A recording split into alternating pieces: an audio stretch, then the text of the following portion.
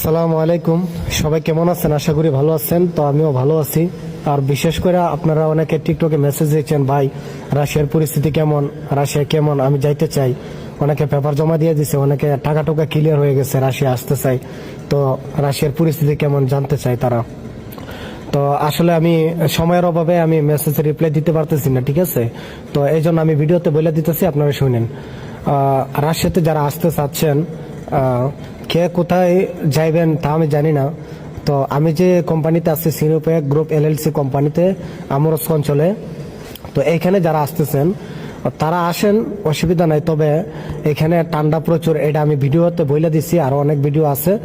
ঠান্ডা আছে, প্রচুর ঠান্ডা। বা এখন খাবারের হালকা পাতলা সমস্যা আছে, যেটা বলা ঠিক না আর কি। তো খাবারের সমস্যা আছে।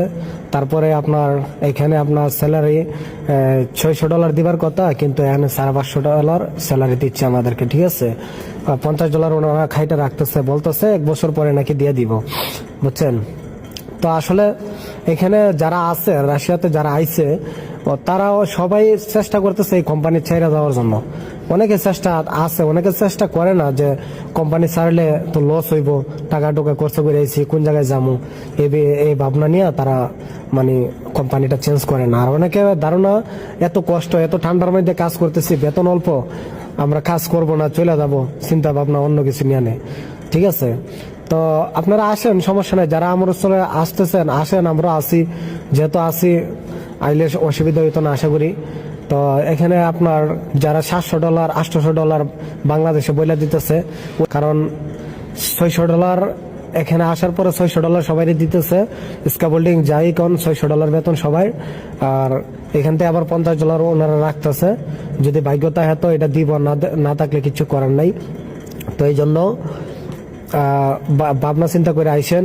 আপনি একটা জিনিস খেয়াল করবেন, যখন আপনি কোনো একটা পার্সোনাল জায়গায় যাইতেছেন, যে আপনার কাজের জায়গা, তো এখানে আপনি যাইতেছেন, ইমার্জেন্সি যাওয়া দরকার, তো আপনি দৌড়ে যাইতেছেন, দৌড়ে যাওয়াতে আপনি অর্ধেক পথ যায় হাঁপায় গেছেন, আর যাইতে পারতেছেন না, কারণ আপনি দৌড়ায় গেছেন, ইমার্জেন্সি যাইতেছেন।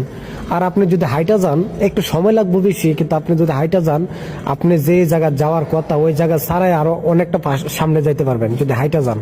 তো আমি বিষয়টা এটাই বলতে চাইতেছি, যে ইমার্জেন্সি কেউ কাজ করবেন না, দ্রুত গতিতে কেউ কাজ করবেন না, একটু ভাবনা চিন্তা করে তারপরে কাজ করবেন, ঠিক আছে? আপনি যে রাশিয়াতে আসতে চাচ্ছেন, আপনি যে এজেন্সিকে জিজ্ঞাসা করতেছেন, যে আপনি যে এজেন্সির কাছে পেপার জমা দিচ্ছেন, তারা জিজ্ঞাসা করতেছেন যে আমি রাশিয়াতে যাব, রাশিয়ার পরিস্থিতি কেমন। আপনি কি ভাবতেছেন যে এজেন্সি কোনোদিন আপনার সঠিকটা বলবো? এজেন্সি কখনো সঠিকটা বলতো না, ঠিক আছে?